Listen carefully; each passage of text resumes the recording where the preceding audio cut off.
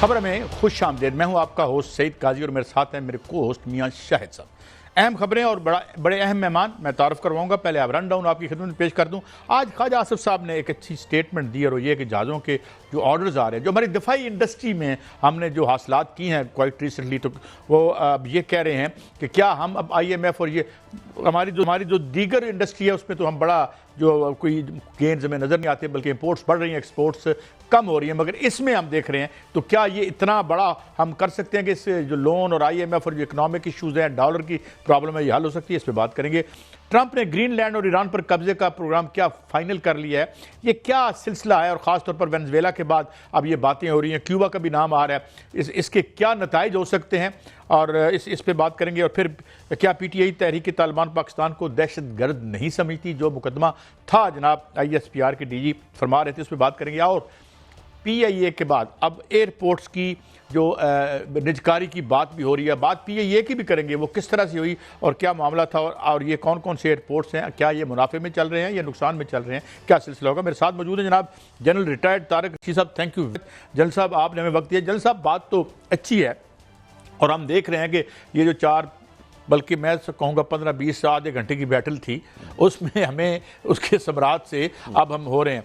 तो do you think is it too ambitious claim to कि हम इसको IMF को फारग कर देंगे? आ तो रहा है, हमें ऑर्डर्स मिल भी रहे हैं, क्या हम इसे इतना एक्सपेंड कर सकते हैं कि इतना सिग्निफिकेंटली हमारे पास रेवेन्यूज आए?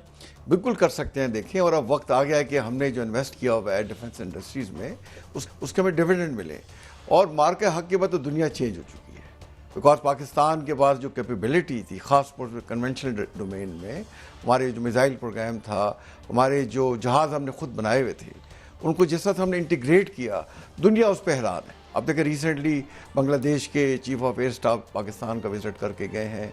अभी हमारे जो चीफ ऑफ एयर स्टाफ हैं सऊदी अरेबिया में मौजूद हैं, पहले वो अमेरिका का विजिट करके आए।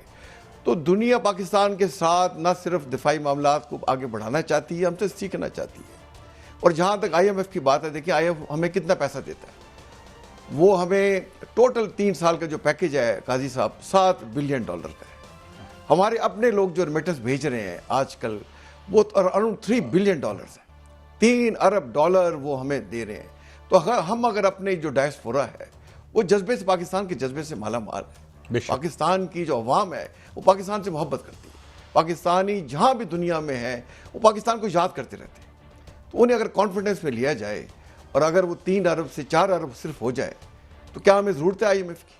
नहीं। जनरल साहब, तो इसमें देखें कि आपसे लूंगा। मैंने आज जब ये खबर सामने आई और ख्वाजा आसिफ साहब का बयान आया तो उस पर मैंने काम किया। तो मोतबर ज़राए से बात हो रही थी, तो उन्होंने ये बात की, आप इसकी तस्दीक भी कीजिएगा और रहनुमाई भी कीजिएगा, कि इंडोनेशिया, अजरबैजान, म्यांमार और इराक हो गया, या लिबिया, बांग्लादेश, नाइजेरिया, मिस्र और UAE और दीगर ममालिक जो हैं वो JF थंडर चाहते हैं। और इनसे अगर $4 बिलियन, $8 बिलियन, किसी से कितने बिलियन डॉलर की डील जो है हो रही है या हो चुकी है, इससे $25 बिलियन तक जो है वो हम कमा सकते हैं, फौरी तौर पर बरामदात कर सकते हैं। इसमें क्या हम अगर इस अपनी जो दिफाई इंडस्ट्री है, इसमें सुपर मिशाक हैं, इसमें जो है JF थंडर्स हैं, जिसमें ड्रोन्स हैं, हम और किन किन शोबों में जो है दिफा में बरामदात कर सकते हैं? और इसमें क्या $25 अरब या इससे ज्यादा तक पोटेंशियल है?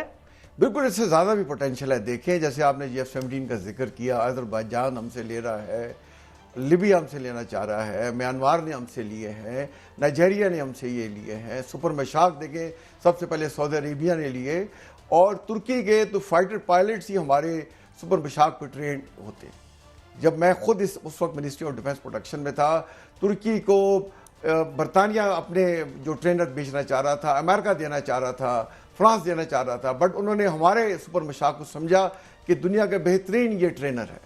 तो पाकिस्तान का बड़ा देखें पोटेंशियल है। व्हाट टू टॉक ऑफ देखें डिफेंस इंडस्ट्रीज, हमारा टेक्सटाइल का देखें, पूरी दुनिया में हमारी टेक्सटाइल की एक्सपोर्ट वो नंबर 1 मानी जाती थी। आप टूरिज्म को देख लें। आज मैं एक पढ़ रहा था कि दुनिया में, पूरे यूरोप में सबसे ऊंची जो चोटी है वो 5800 मीटर है, और वो कह रहे हैं पाकिस्तान में ये तकरीबन कुछ 100 के करीब ऐसी चोटी हैं जो 5000 मीटर से ज्यादा है। अल्लाह ताला ने पाकिस्तान को क्या नहीं दिया? एक मुहिब वतन, बड़ी वाइब्रेंट और रेजिलिएंट अवाम दी है। जैसे DG ISPR ने कहा कि अगर 5 से 10% जो पाकिस्तान में दहशतगर्दी हो रही है, अगर दुनिया के किसी मुल्क में हुई है तो टूट फूट जाए। और पाकिस्तान की अवाम इतनी कुर्बानियां देने के बावजूद, और अब देखिए मार के हक में अपने से 6 गुने बड़े दुश्मन का मुंह काला किया, और वो पूरा यहाँ बदमाश बना फिरता था, हमने उसकी बदमाशी निकाल के अभी म्याऊं म्याऊं करता फिर रहा है। आप देखिए अमेरिका ने वेनेजुएला, पूरी दुनिया की बड़ी ताकत है, और वो वेनेजुएला पे उस तरीके से वो अपनी मिलिट्री माइट को नहीं दिखा सका। सर मैं इस पे भी आपकी रहनुमाई लूंगा। सर एक और कल का जो बहुत बड़ा एक जो है वो कामयाब दिन था कि बांग्लादेश के जो एयर चीफ हैं वो पाकिस्तान के अंदर थे। आज हमारे एयर चीफ जो है वो सऊदी अरब में गए हुए हैं, और जो बांग्लादेश है JF थंडर जो है वो चाह रहा है, और पाकिस्तान ने कल इस पर तबादला ख्याल भी किया है। इंडियन मीडिया बड़ा वावेला कर रहा है कि बांग्लादेश ने अपनी एयरफोर्स पाकिस्तान के हवाले कर दी है और अपनी एयरबेस पाकिस्तान के हवाले कर दी है, और पाकिस्तान को जो है वो पाकिस्तानी झंडे के बने हुए झंडे जो हैं वो J-35 चाइना जो है वो दे रहा है। इसमें कितनी हकीकत है, और हम इस खित्ते में अपना जो अहमियत है वो पाकिस्तान की कैसी आप देख रहे हैं? सर देखिए, इंडिया का तो काम है शोर मचाना। वो शोर मचाते रहते हैं, प्रोपेगेंडा करते रहते हैं, ववेला करते रहते हैं, बट रियलिटी ये है कि इंडिया के जो 7 हमसाये ममालिक हैं सबसे उसके तल्लुकात ख़राब है। किसी एक हमसाये का मुझे आप नाम ले दें स्वाय भूटान के, जिसका का डिफेंस बजट भी इंडिया देता है। किस तमाम, बांग्लादेश उससे तंग है, श्रीलंका उससे तंग है, पाकिस्तान उससे तंग है, नेपाल उससे तंग है, मालदीव उससे तंग है, कोई उससे दोस्ती नहीं करना चाहता। और वो तो, और उनकी जो है फिलॉसफी यही है कि हमारे हमसाये हमारे दुश्मन हैं, और हमारे हमसायों के हमसाये जो हैं वो हमारे दोस्त हैं, जैसे अफगानिस्तान को ये समझते हैं। तो इंडिया का तो बात ही आप छोड़ दें। जहाँ तक बांग्लादेश का तल्लक है, देखिए हमारे और बांग्लादेशी अवाम ने अब रियलाइज़ कर लिया है कि कितने बड़ी साजिश के तहत पाकिस्तान को तोड़ा गया, और जो हमारा वो आज भी भाई है, हमारे दिल आज भी इकट्ठे धड़कते हैं, और हमारा आज भी खून जोश मारता है जब हम बांग्लादेश के भाइयों से मिलते हैं। हमारा मुस्तकबिल अब बांग्लादेश से जुड़ा हुआ है। बांग्लादेश की तरक्की हमारी तरक्की है, और हमारी तरक्की बांग्लादेश की तरक्की है। हम जो कुछ हो सका बांग्लादेश के अवाम बांग्लादेश के लिए करेंगे, और अगर फ्यूचर में कोई मार्का है हक की तरह कोई दोबारा बात होती है तो इंशाल्लाह बांग्लादेश हमारे साथ खड़ा होगा। और हम बांग्लादेश जब चाहे वो जो सिलीगुड़ी पास है उसको काट के 7 ईस्टर्न स्टेट को बिल्कुल इंडिया से अलग कर सकता है। अच्छा जनरल साहब, ये जो है कि JF-35 पाकिस्तानी झंडे के साथ में वो, तो ये भी एक हर बार हमारी दोस्ती पे तो पहले भी कोई शक नहीं है चाइना के साथ, और आज हम इकट्ठे खड़े हैं, तो ये भी एक बड़ा पॉजिटिव साइन हम समझते हैं। लेकिन मैं आपसे एक अब दूसरी डायमेंशन लेता हूँ। बड़ी बदल गई है दुनिया, सी चेंजेस आ रही हैं, ऐसे लगता है कि वाक़यात की भीड़ लग रही है छोटी सी टाइम लाइन पे। बिल्कुल, ये देख लें, वेनेजुएला देख लें, ग्रीनलैंड देख लें, ये क्या वर्ल्ड ऑर्डर है। और मैं ये भी माफ़ करता हूँ, जब ये हम एटम बम का धमाका कर रहे तो सारे वेस्टर्न लिबरल कहते ना करो ना करो, जी, तो आज देख लें ना करते तो हमारी क्या असर होता। अच्छा, अब ये ईरान का मामला है, डू यू सी कि अगर ये कहीं और जाता है, ट्रंप जाता है, तो एक पर्सपेक्टिव ये भी है कि देखिए हुगो शेवर्स को तो 10 लाख बंदे ने बचा लिया जो बाहर निकला है 2001 में। तो आप क्या समझते हैं कि ये इस तरह तो मूवमेंट स्पर नहीं हो जाएंगी? अगर ये कोलंबिया में जाता है, ये किसी क्यूबा में जाता है, तो लोग तो सरताप एहतजाज बन जाएंगे। देखें, जब ट्रंप साहब ने जो वेनेजुएला में कार्रवाई की है, तो पहली स्पीच आपने भी सुनी होगी, तो उसमें वो कह रहे थे कि जो नायब सदर है डेल्सी रोड्रिगोज जी, तो ये हमारे साथ है, और हमारे जो अपने कह रहे थे उनके सेक्रेटरी ऑफ स्टेट है मार्को रूबियो की बड़ी अच्छी बातचीत हुई है, और हमारे साथ मिलकर काम करेगी। अब जो स्टेटमेंट दे रही है वो उसको बिल्कुल अपोजिट दे रही है। वो कह रही है आप हमें अंडरमाइन नहीं कर सकते, आप हमसे बातचीत करें तो बराबरी की बात पे तो और है, हम इस तरह से अपने जो तेल के ख़जाने हैं आपके हवाले नहीं कर सकते। वोट के खड़ी हो गई है।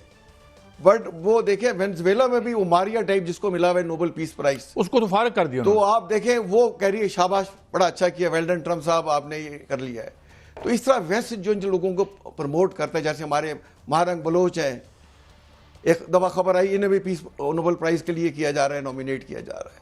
तो वेस्ट की अपनी इंटरेस्ट है, बट मेरा नहीं ख्याल वेनेजुएला को इस तरह से वो अंडरमाइन कर सकेंगे। और दूसरे मुल्क में डेंजरस ट्रेंड है। मैं एक जब दुनिया की देखें, रखना चाहता हूं मियां साहब, जी जन साहब, मैं ये कह रहा था, देखें जब दुनिया की सोल सुपर पावर, सबसे बड़ा मुल्क, वही जो है अक़वाम मुत्तहिदा और इंटरनेशनल अदारों को अंडरमाइन करेगा और UN के चार्टर को वायलेट करेगा, बाकी तो फिर देखें कोई लिमिट ही नहीं रह जाती। फिर तो हर कोई इस तरह चाइना ताइवान में चला जाएगा। जी हाँ, अब रशिया जो यूक्रेन में कर रहा है। साहब मैं एक ना आपके सामने एक कंपैरिजन रखना चाह रहा हूं, फिर आपका इस पर टेक लूंगा। वेनेजुएला और पाकिस्तान, वेनेजुएला पर भी अमेरिका ने हमला किया, हम पर जो है वो भारत ने हमला किया। वेनेजुएला के पास भी चाइनीज असला था, उन्होंने बर वक्त फैसला नहीं कर पाए और ना रद्दमल दे सके और अमेरिका वहां से उनका सदर उठा के ले गया। पाकिस्तान के पास भी चाइनीज असले के साथ पाकिस्तान ने एक अपनी 10 गुना ताकत को जो है वो बिल्कुल वहां पर धूल चिटा के रख दी। सर एक तो ये इस पर जो है कंपैरिजन, क्योंकि वहां पर जो ट्रंप हैं वो मोदी का मजाक उड़ा रहे हैं और पाकिस्तानी फील्ड मार्शल की तारीफ कर रहे हैं, और दूसरी जानिब सर जो ईरान के अंदर हालात बन रहे हैं वो बिल्कुल आउट ऑफ कंट्रोल होते जा रहे हैं। उनके 26 सूबों में जो है वो 78 शहरों में बाकायदा तौर पर फसादात जो है वो फूट पड़े हैं, वहां पर 35 हलाकतें हो चुकी हैं, और यह भी कहा जा रहा है कि अमेरिकन डेल्टा फोर्सेस जो हैं वहां पर बाकायदा तौर पर अंडर कवर मौजूद हैं। किसी भी वक्त कोई बड़ी रजीम चेंज हो सकती है, आप क्या समझते हैं? देखिए, वेनेजुएला की जो आर्म फोर्सेज हैं मियां साहब, वो टोटल 1,20,25,000 है, और वैसे तो उनके पास Su-30 जहाज भी थे, S-300 के मिसाइल भी थे जिनकी 200 किलोमीटर रेंज है, बट इक्विपमेंट रखना और बात है, उनको प्रोफेशनली इंटीग्रेट करके इस्तेमाल करना, और जैसे एक बड़ा बुनियादी चीज़ है कि it's the man behind the gun which matters. तो जो फ़र्क है पाकिस्तान और वेनेजुएला में, वो हमारी बहादुर अफवाज है, वो पाकिस्तान के अवाम है, और जिन्होंने अपनी बहादुरी का, अपने प्रोफेशनलिज्म का लोहा देखिए, अपने से 6 गुना बड़े दुश्मन जिसका 10 गुना बड़ा बजट है, उसको बिल्कुल मुंह उसका काला किया और तारीखी शिकस्त दी। वेनेजुएला में आर्म फोर्सेस जो है वो मोस्टली सिक्योरिटी ड्यूटीज के लिए तो ठीक है, बट किसी दुश्मन का या उस पर हमला करे उसके मुकाबले के लिए उनकी इतनी इस्तेदाद नहीं थी। और वहाँ पे भी देखें, वो लोग जो गए, अब उनका जो है एक्टिंग या इंटरिम प्रेसिडेंट डेल्सी साहिबा, वो उनके खिलाफ खड़ी हो गई हैं, बड़े सख्त बयान दे रही हैं।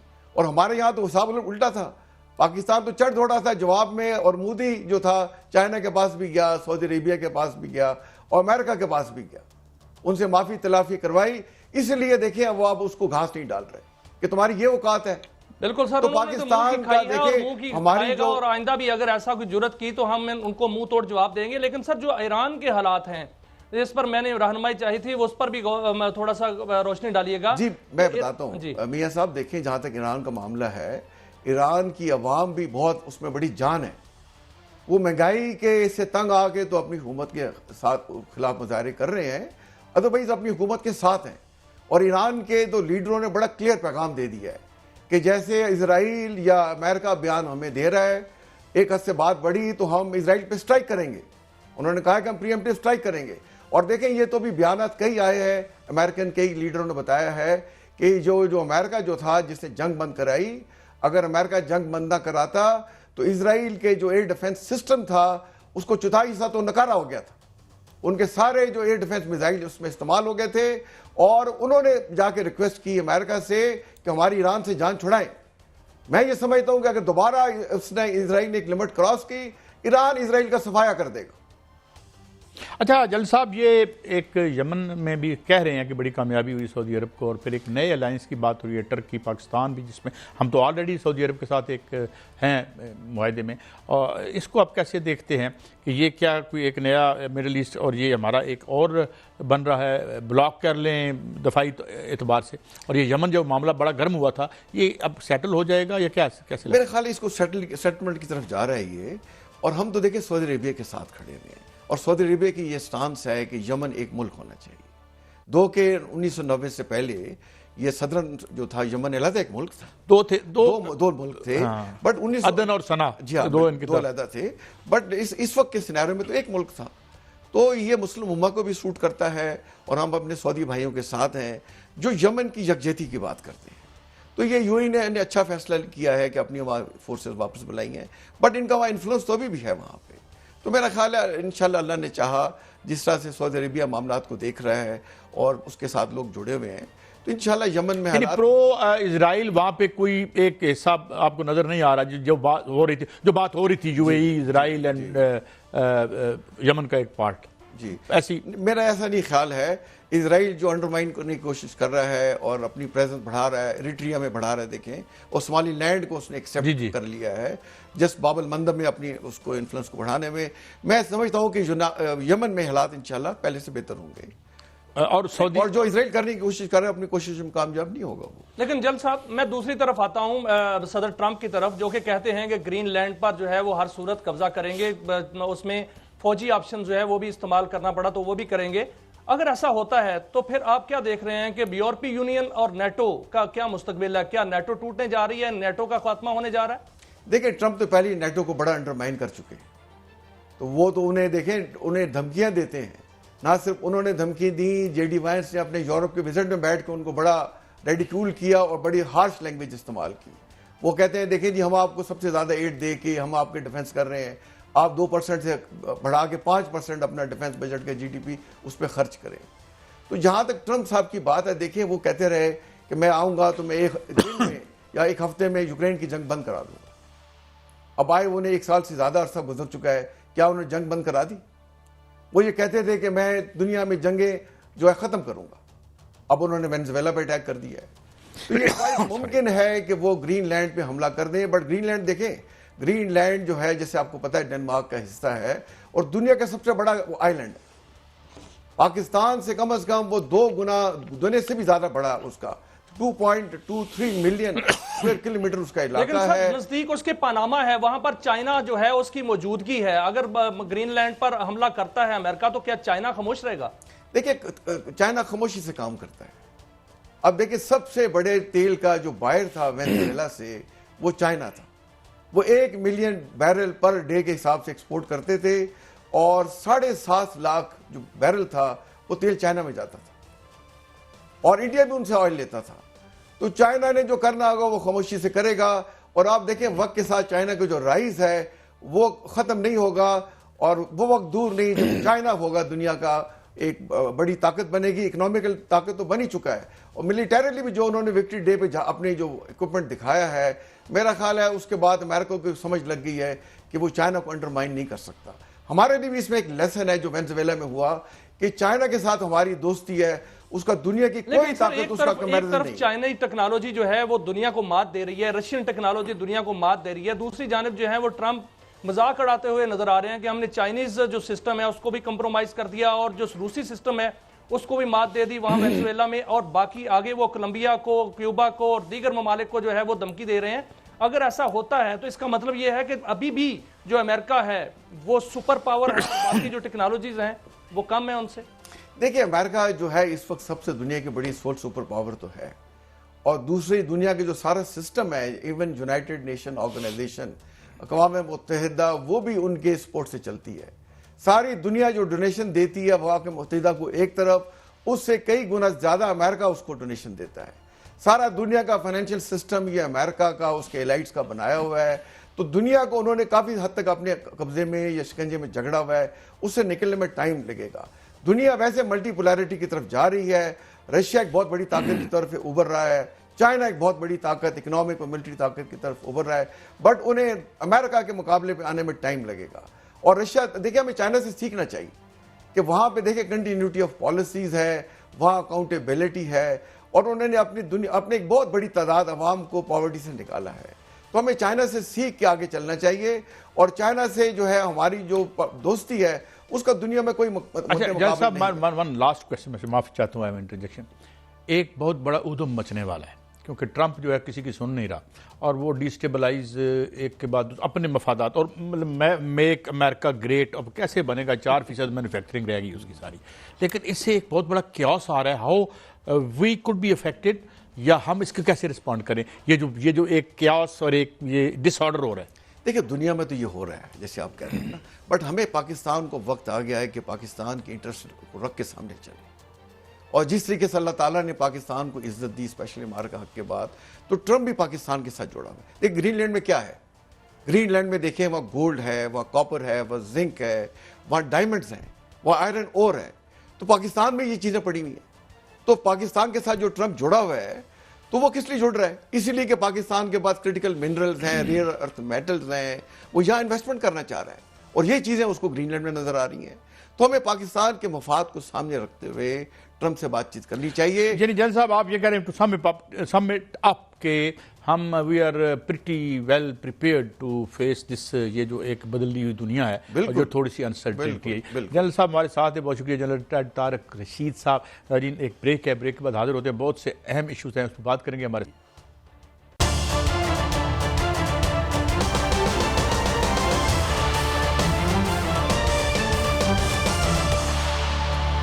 Welcome back. नाज़रीन एक और ख़बर आपकी खिदमत में, यानी ख़बर क्या, एक कज़िया है, इस पर हम थोड़ी चर्चा करेंगे कि कुछ दिन पहले आपने देखा DGISPR जो है उनकी एक हमने बड़ी तवील प्रेस टॉक सुनी और उसके बाद आज उसका जवाब भी आ गया। इसके साथ एक और तीसरी बड़ी इंटरेस्टिंग कह लें डायमेंशन ऐड हो रही है। जवाब में ये उन्हें कहा गया और वही जो मुवक्किफ़ खान साहब का था उसी के साथ ही आफरीदी साहब जो कि CM है KPK के, उन्होंने कहा कि जी हम उनको, यानी अब ये कहा जा रहा है कि जी वो दहशतगर्द हैं, ये दहशतगर्द समझते हैं नहीं समझते, ये कहते हैं हमारी स्ट्रेटजी ठीक है, आप जो है वो नहीं कुछ कर सके। इस हवाले से बात करेंगे। इसके साथ साथ एक और बात भी है, अभी शर्जील मेमन साहब के भी हम प्रोग्राम शुरू ही कर रहे थे तो उनकी हमने प्रेस टॉक देखी जिसमें उन्होंने फरमाया कि वो KPK के जो है उनको वेलकम करेंगे। वेर एज हम देख चुके हैं कि पंजाब में उनके साथ क्या हुआ जी, किस किस्म की सिचुएशन मियाँ साहब डेवलप हो रही है। तो मियाँ साहब जो PTI के तो क्लियर कट स्टांस है कि जी हम मिलिट्री एक्शन के ख़िलाफ़ है। मिलिट्री एक्शन चल भी रहा है, ये वो तो उन्होंने कह भी दिया उस दिन कि भाई आपने कौन सा रोक लिया है, लेकिन एक असूली तौर पर वो कह रहे हैं जी हमारा हम समझते हैं कि ये काउंटर प्रोडक्टिव है, इसका आज तक कितने सालों से हो रहा है, इसका कोई फ़ायदा नहीं हुआ। तो अब कोई वाया मीडिया है, क्या करें? और फिर इस पर भी मैं बात करूँगा जो फजल तारक साहब ने कहा है जाएँ हमसे बात करें, खुदा दा वास्ता जो है तो इख्तियार का बात करना है, PM साहब के इख्तियार में है, बड़ा अच्छा है अगर है तो। जी मियाँ साहब देखिए कायद साहब, कल DGISPR साहब ने जो प्रेस कॉन्फ्रेंस की उन्होंने बताया कि पाकिस्तान के अंदर जो दहशतगर्दी हो रही है वो कैसे हो रही है, कहाँ से हो रही है, उसमें कौन कौन मुलव्वस है, और उसमें यह भी बताया कि उसकी पुष्टपनाही कौन कर रहा है और उसको वेलकम कौन कह रहा है। और ये भी उन्होंने बताया कि जब यही वो TTP थी, यही वो फितनतुल खारिज थे जिनको पाकिस्तान पे बसाया गया था। अब ये सारा हकायक जो है वो कल DGISPR साहब ने सामने रखे, उन्होंने बाकायदा सबूत दिए, उन्होंने बाकायदा तौर पे वो क्लिप्स चलाए, वो उन्होंने बाकायदा तौर पर वो ट्वीट्स और बाकायदा जो है वो नक्शों के साथ साबित किया कि जो वहाँ के फितनतुल खारिज हैं जो कि अफगानिस्तान के अंदर हैं, जहाँ पर एक ग्रोह जो है उसकी हुकूमत है, वहाँ पर कोई अबूरी हुकूमत नहीं है, वो उनकी पुष्टपनाही करता है, यहाँ से उनको सहूलतकारी मिलती है।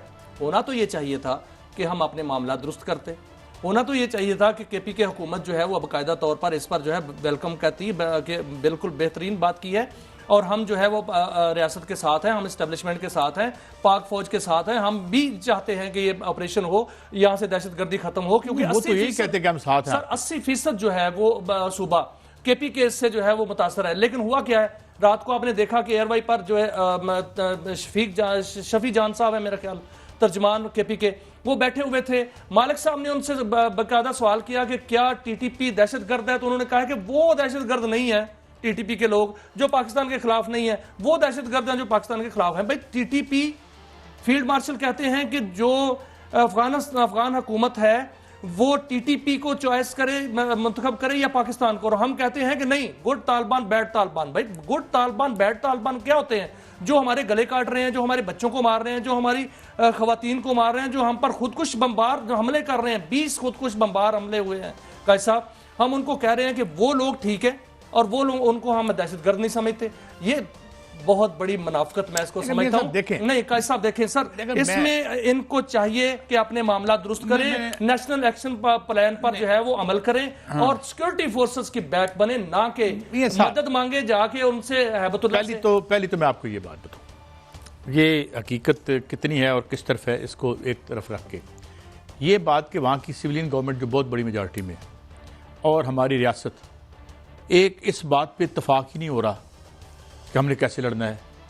एक फरीक जो कि पॉलिटिकल उनकी पावर तो है ना वहाँ पे, बहुत ज़्यादा उनकी 2/3 मेजॉरिटी है वहाँ पे, वो कुछ और कहानी पढ़ रहे हैं, हम कुछ और। ये इन इट सेल्फ ये बड़ा अनफॉर्चुनेट है।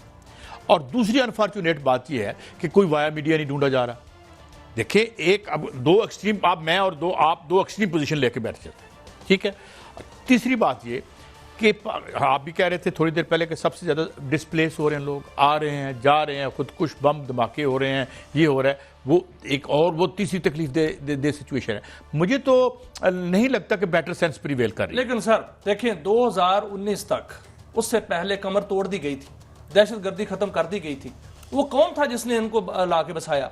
वो कौन था जिसने जो है वो यहाँ आके इनको ये कहा कि इनसे बातचीत करें? साहब ये बात जब हम उनको ला के बसाएंगे सर, जब वो असला आएगा यहाँ पर उनको उनकी जो मौजूदगी होगी और उनके बाकायदा हम कहेंगे कि दहशतगर्दी नहीं है, तो फिर साहब देखिए अगर दहशतगर्द तो दहशतगर्द है। अगर हम ये बात करेंगे और हमारी फोर्सेस जाने दे रही नहीं, अगर हम ये बात करेंगे ना इस तो फिर हमें थोड़ा सा और भी पीछे जाना पड़ेगा।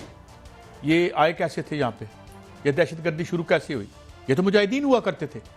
देखें इनको असला मिला, डॉलर मिले, उस जमाने में कलाशनकोव मिली, जाओ भाई इनकलाब अफगानिस्तान को बर्बाद कर दो। सर अगर हम देखें ये तो मिलके उस वक्त देखें ना, ये काम शुरू किया जुल्फकार अली भुट्टो के दौर में। ना इनका दीन से ताल्लुक है, ना ये रल मिल की पाया है हमने गंद, तो इसको रल मिल के साफ करें यार। हम तो दुरुस्त करने हैं। देखिए ना मियां साहब, मैं तो कह रहे हैं, मैं लेट मी डेविल एडवोकेट। बात ये है कि ये इस पे सारी मुस्लिम लीग नून आज मुझे बताए कि जिस वक्त यहाँ पे जहाद का शुरू हो रहा था सिलसिला, आप जो ज़िया-उल हक के फ्रंट में मैन कौन थे पॉलिटिक्स में, जो उनको किसने जस्टिफाई किया आगे खड़े होकर फ्रंट लाइन पे? मियां नवाज शरीफ साहब। बिल्कुल गलत था। ठीक है, उसके बाद वीजे खुल गए, जिधर मर्जी जिहादी आए, ट्रेनिंग हो रही है यहाँ पे, और फिर ख्वाजा आसिफ साहब कहते हैं कि we did this dirty work for you. International media पे क्या नाम है उसकी, हदीद, वो क्या है लड़की जिसके इंटरव्यू दे रहे थे, तो उनका जी वी डिड दिस, बड़ा you should be very proud of it, you did. And by the way Khawaja Asif साहब, आपके वालिद साहब उस वक्त सियासत में थे, और ज़िया-उल हक का अगर सज्जा हाथ नहीं तो खबा जरूर सन, ठीक है, जो और उन्होंने नॉन पार्टी बेसिस पे इलेक्शन करवाए थे। अब ये हुआ है तो यार कंसेंसस करो, वो आगे चलो। नहीं, सारी जो पॉलिटिकल पार्टियां हैं उन्होंने जाने दी हैं। कल बकायदा DGISPR साहब ने कहा, और हमने भी देखा है कि ANP बकायदा तौर पर, आप देखें बशीर बलोर साहब जो हैं उन पर हमला हुआ, वो शहीद हुए। इफ्तिखार हुसैन साहब का बेटे जो है वो इसमें शहीद हुए, और उसके अलावा मौलाना फजलुर रहमान पर हमले हुए। हमले तो सब ने जो है वो भुगते हैं, लेकिन ये बहुत बड़ा सवाल है जो कल किया गया, इन पर हमला क्यों नहीं होता? किन पे? PTI पे तो करा दी ये नहीं सर, नहीं होना चाहिए। पाकिस्तानी हैं सारे, लेकिन होता क्या है कि हम पीछे भी तो है ना, तारीफ भी तो करते हैं।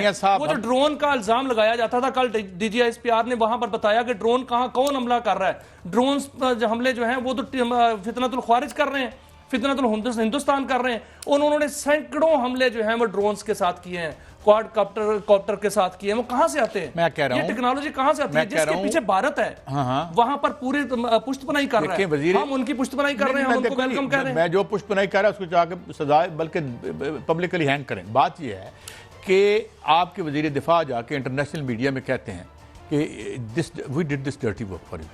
उस पर हमें इतनी इंटरनेशनली हमें कितनी एम्बेरसमेंट हुई मियां साहब। बिल्कुल। और वैसे मैं समझना कि मैं खालिद साहब का फैन इसलिए हूँ कि वो तल्ख सच्ची बात भी निकली जाती है या कर देते हैं, which is very good. When you are all responsible for this. तो आज मिल के बैठ के हमने एक सिचुएशन क्रिएट कर ली। यहाँ पे हिलरी क्लिंटन बैठ के कह के गई थी कि यार हमने आपको अकेला और तनहा छोड़ दिया था जब आपने हमारा कोल्ड वार में काम किया था। तो मैं ये कह रहा हूं कि ना उधर जो पोजीशन ले रही है KPK वाले, जो उनकी गवर्नमेंट ले रही है, they should also rethink, revisit their stands, and we also instead of point scoring. Sir उनको पोजीशन मैंने ब्रेक लेनी है, हमारे पास आगे सेगमेंट और भी बहुत सी खबरें हैं। तो मेरे ख्याल में एक बेटर सेंस प्रिवेल करनी चाहिए। और जिस तरह हम थोड़ी देर पहले कह चुके हैं, और जल साहब हमारे साथ बैठे थे, बड़ी मुश्किल दुनिया इमर्ज कर ली है। हमें अंदर से ताकत पकड़ने के लिए एक हमांगी की जरूरत है। बहरहाल एक ब्रेक के बाद हाजिर होते हैं। बहुत सी और खबरें हैं, हमारे साथ रहिए।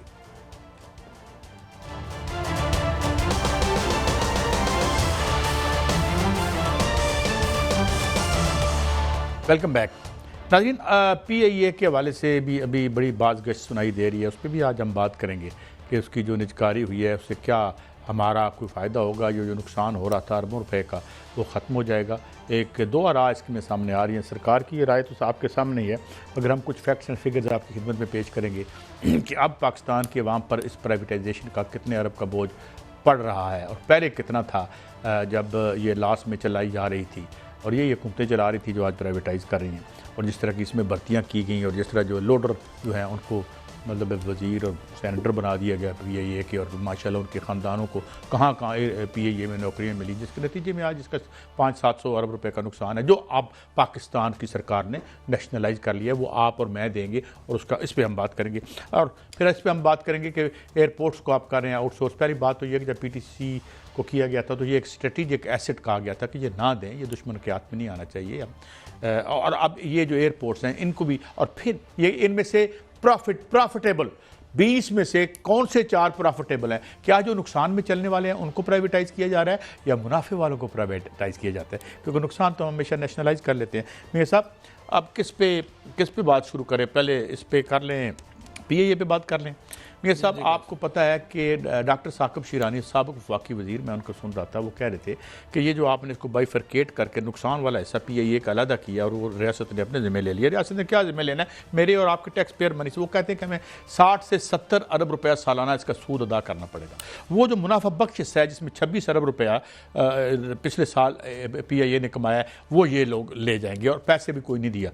देखे ना, 2-2 अरब, तो मैं कल रऊफ क्लास की स्टोरी सुन रहा था मेरे भाई की, कि 2-2 अरब रुपए तो हमने वो कंसल्टेंट हायर किए हुए थे जो ले गए। 4 अरब वो निकाल दें, 7.5 अरब हमें मिला 3.5 बिलियन में, और जो 135 में से 92% पैसे हैं वो आप वापस ले जाएं, जाके उसको कर लें। तो भाई वो हमारा नुकसान तो ख़त्म नहीं हुआ। ये जो PIA वाला मामला है, इसमें जो डेट सर्विसिंग है 12 या 11% सालाना की, में ये साकिब शिरानी साहब की स्टेटमेंट नेट में मौजूद है, या आप देख सकते हैं कि वो तो हम पे करते रहेंगे, तो फिर हमें कितने नफलों का सवाब मिलेगा? देखिए काजी साहब, जो के इलेक्ट्रिक की निजकारी हुई थी, बिल्कुल इसी तरह PIA की निजकारी हुई है। जब के इलेक्ट्रिक की निजकारी हुई थी तो उस वक्त निजकारी तो नहीं है कि ये आप ले लें, और इसमें $36 मिलियन की आपने सरमायाकारी करनी है, वो आज तक नहीं हुई। और आज भी कराची के अवाम जो है के इलेक्ट्रिक को भुगत रहे हैं।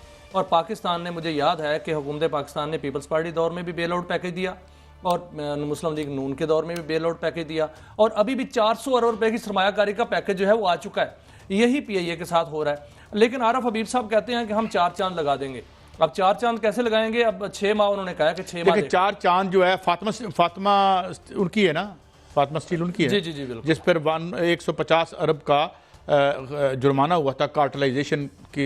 ये बिल्कुल ये हुआ था ना, मेरे ख्याल में आप हमारे पास वो मौजूद भी है, और ये CCP competition commission of Pakistan में किया था। चलें, यहाँ बेहतर कर लीजिएगा वैसे आप, लेकिन यार ये प्री क्वालिफाई कैसे किया? सर, ये एक अलग स्टोरी है कि वो इस बिड में बैठ ही नहीं सकते थे, लेकिन वो बैठे, उन्होंने खरीदी, सारा कुछ हो गया। लेकिन अब जो होने जा रहा है, अब वजीर निजकारी मोहम्मद अली साहब को मैं सुन रहा था, वो कह रहे थे कि अब PIA से तो हम निबट चुके, इसके बाद हमने जो बिजली की तकसीमकार कंपनियां वो निजकारी करनी है उनकी। और उसके बाद साथ साथ वो कह रहे थे कि लाहौर, कराची, इस्लामाबाद एयरपोर्ट्स जो हैं, तीनों प्रॉफिट में हैं, वो लीज पे देने हैं। और उससे वो कह रहे थे कि $70 मिलियन से $1 अरब जो है वो इससे पैसा मिलेगा, और इसको लॉन्ग टर्म लीज पर दिया जाएगा। 10 साल, 20 साल, हो सकता है 30 साल के लिए। और ये 10 साल में जो $1 बिलियन मिलेगा, हम अगर चित के खाएंगे तो बड़ा लंबा चल जाएगा। लेकिन काजी साहब, जो एयरपोर्ट्स होते हैं ये तो स्ट्रेटेजिक मामला होते हैं, इस पे तो बड़ी सीक्रेट्स वहां पर होते हैं, तो क्या ये गैर मुल्की कंपनियों को जाएगा? लेकिन उन्होंने कहा है कि इसको ओपन बिडिंग होगी, इसमें मुल्की कंपनियां भी ले सकती हैं। फील्ड मार्शल साहब ने एक अच्छी बात की थी, ये बात जामी साहब के प्रोग्राम में आरफ हबीब साहब ने कही है कि वो चाहते थे, और ये अच्छा हुआ कि भाई मुल्क के अंदर ही PIA रहा, मगर उन्होंने कहा था मुल्क के अंदर रहे, किसी गिफ्ट स्कीम के तहत ना दे दो। उनकी तो इंटेंशन ये थी, मतलब ये अब इस तरह है तो फिर इस तरह प्राइवेटाइजेशन कमीशन का नाम गिफ्ट स्कीम रख दें।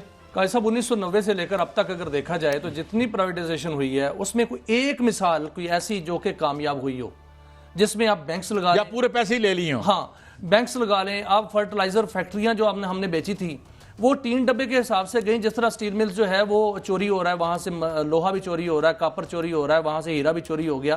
साल 6 महीने रुक जाए तो उसकी प्राइवेटाइजेशन की जरूरत नहीं रहेगी, वैसे ही वो ले जाएंगे जिन्होंने प्राइवेटाइजेशन में लेके जाने। बिल्कुल ऐसा ही है। तो ये जो प्रोसेस है ये शुरू होने वाला है जो एयरपोर्ट्स का है, और इसमें लाहौर और कराची को सबसे पहले लीज पर दिया जाएगा, और उसके बाद इस्लामाबाद की बारी आएगी। इसके ये तीनों जब हो जाएंगे तो फिर हुकूमत जो है वो बिजली की तकसीमकार कंपनियों पर और बिजली की पैदावारी कंपनियों की तरफ आएगी। हमने तमाम जो सरकारी इदारे हैं उनको बेचना है, वो इसलिए कि हुकूमत कहती है कि 500 अरब रुपए का नुकसान कर रहे हैं। 5300 अरब रुपए की करप्शन होती है काजी साहब, जो कल हम स्टोरी करते करते रह गए थे करप्शन की। करप्शन जो होती है उस पर जो है कमेटी बन गई है, और वजीर आजम ने एक कमेटी बना दिया और ये टास्क दिया है कि मनी लॉन्ड्रिंग भी खत्म करनी है और करप्शन भी खत्म करनी है। नहीं भैया साहब, बात यह है कि रियासत का क्या काम है। रियासत का काम यहाँ पे हेल्थ देना नहीं है, या रियासत का काम यहाँ पे अमेरिका, जब ये जो चाइना है जो राइजिंग पावर है इस वक्त, उसमें 90% से ज़्यादा जो है वो ये है इनकी एयरलाइंस, वो रियासत के पास है, एजुकेशन रियासत के पास है, हेल्थ रियासत के पास है, पूरी दुनिया को पछाड़ के आ रहा है। वो तो वैसे ही एक समझ लेना कि ट्रंप साहब के हाथ में उस तरह आया हुआ आजकल, और वो समझते हैं कि अमेरिका इस तरह ग्रेट हो जाएगा। वो हम किसी दिन उस पर बात अलग कर लेंगे। वो अब वो गिरते हुए these are the dying kicks of जो अरब जो अमरीकी इस्तेमार है, ये इसकी डाइंग किक्स है। मगर मैं सवाल ये कर रहा हूँ कि भाई बात ये है कि आप कोई काम नहीं कर सकते, ये आप नहीं चला सकते। कल तुझे कहो कि मैं पुलिस को मैं प्राइवेटाइज करता हूँ, ये भी हो चुकी है। अब लोगों ने पुलिस पे की बजाय जो खाते पीते लोग हैं उन्होंने प्राइवेट सिक्योरिटी कंपनी के लोग रखे हुए हैं। बेसिकली वो भी अमली तौर पर प्राइवेटाइज हो चुकी है। तो शरीफ आदमी भाई साहब, ये तो खबरें थी जो हमने दी, लेकिन खुशखबरी हो ना आ जाए, कुछ खुशखबरी भी दे दें पाकिस्तान को। दे दियो। खुशखबरी सर ये है कि 14 जनवरी को रियाज में एक बहुत बड़ी कॉन्फ्रेंस होने जा रही है, जिसको मुश्तरका बिजनेस फोरम का नाम दिया गया है। पाकिस्तान और सऊदी अरब की वहाँ जो बड़ी बड़ी कंपनियां हैं वो बैठेंगी, और पाकिस्तान के अंदर जो सरमायाकारी होनी है, जिस पर 1 साल से काम हो रहा है और वो काम हो चुका है, और पाकिस्तान के अंदर टेक्नोलॉजी में और ऑयल सेक्टर में जो ऑयल रिफाइनरी लगनी है वो ग्वादर में और सी पैक के अंदर, और इसके अलावा मादनियात के अंदर, ज़राअत के अंदर और एनर्जी के अंदर जो सरमायाकारी होनी है, उस हवाले से जो है वो फाइनलाइज होगा वहाँ पर कि कौन कौन सी कंपनी किस किस शोबे में कितनी सरमायाकारी करेगी। और इस हवाले से ये बताया गया है कि कम से कम पहले मरहले में कोई $100 अरब तक की सरमायाकारी तो होगी। लेकिन दूसरी खबर और है, दूसरी खबर यह है कि पाकिस्तान और तुर्की के दरमियान जो बिजनेस के हवाले से बड़ा तावन सामने आया है, और 500 कंपनियां दोनों मुल्कों की मिल बैठी हैं, और उन्होंने भी एक जो है वो जॉइंट वेंचर बना लिया है और वर्किंग ग्रुप बना लिया है। वो भी पाकिस्तान और तुर्की के अंदर जो है सरमायाकारी के लिए उन्होंने अपना काम शुरू कर दिया है। आज की जो बड़ी खबर वज़ीर पेट्रोलियम ने दी है कायसा, वो ये है कि गैस की कीमतें नहीं बढ़ेंगी, क्योंकि जो सर्कुलर डेट है वो उसको गैस सार्फिन पर नहीं डाला जाएगा। अगले 6 माह तक वज़ीर आज़म ने कहा है कि गैस की कोई कीमत नहीं बढ़ेगी। जो पेट्रोलियम मसनूआत की कीमतें हैं इंटरनेशनल लेवल पे कम हो रही हैं, अगर हमारे पास जो लेवी है वो ना हो तो फिर भी जो पेट्रोल की कीमत 150 रुपये तक आ सकती है, और इस हवाले से भी काम चल रहा है। अगर 6 माह बाद हम IMF को खैरबाद कह देंगे तो इसका मतलब है कि अगले अगस्त तक तो पेट्रोल जो है वो 150 रुपये का हो जाएगा। तो ये खुशखबरियां हैं कुछ थोड़ी सी, लेकिन साथ साथ ये भी बताया ना जो अली मलिक साहब ने कहा है कि हम पेट्रोल की कीमत कम नहीं करेंगे, जो पैसे वहां से मिलेंगे वो हम सर्कुलर डेट दे देंगे। ये सर्कुलर डेट IMF IPPs के पैसे, इसकी तरफ किसी ने आंख उठा के देखा, वो आंख नहीं रहेगी। लेकिन सर वो देना पड़ेगा ना, देखिए देना क्यों पड़ेगा? हमारा पाकिस्तान सर, मैं तो कहता हूं इसलिए तो हमारा सबसे बड़ा फरीजा है। अब देखें ना, या आप देखें, मैं वारदात क्या होती है, सर्कुलर डेट दे दो, सर्कुलर, इस तरह लगता है कि जैसे कोई मजहबी फरीजा है हमारा। और खोल के देखो सर, देखें circular debt from top to bottom theft. Circular debt तो कम करना पड़ेगा, लेकिन देखिए मैं पेट्रोलियम की बात कर रहा हूं ना, जो पेट्रोल है इस वक्त वो इंटरनेशनल मार्केट पे इस वक्त $55 तक आ चुका है। ये नीचे गिर के $40 $45 तक आएगा। इस वक्त हुकूमत को जो सोचने की बात है वो ये है कि पेट्रोलियम लेवी फौरी तौर पर कम करे या खत्म करे, तो अवाम को इतना बड़ा रिलीफ मिल सकता है, इतना बड़ा रिलीफ मिल सकता है कि पेट्रोल जो है वो 150 रुपये से भी कम हो जाएगा। और मुझे लगता है कि हुकूमत इस पर काम कर रही है। IMF की शर्त है, और ख्वाजा आसिफ साहब ने इसकी खुशखबरी दे दी है कि 6 माह और है, 6 माह मुश्किल से गुजार लें हम, फिर तो क्या होगा? उसके बाद जो है वो पेट्रोल 150 रुपये लीटर चले। वो तो देखें, वो जो कहते हैं अल्लाह करे, और बिजली की कीमतें जो हैं वो 20 रुपये। मुझे उम्मीद और यकीन है कि ये तमाम जो मंसूबे हैं जो हुकूमत ये लेके आ रही है, ये बिल्कुल कंक्रीट होंगे और बिल्ली के ख्वाब नहीं होंगे। इस दुआ के साथ इजाज़त, कल फिर मिलेंगे। अल्लाह हाफ़िज़।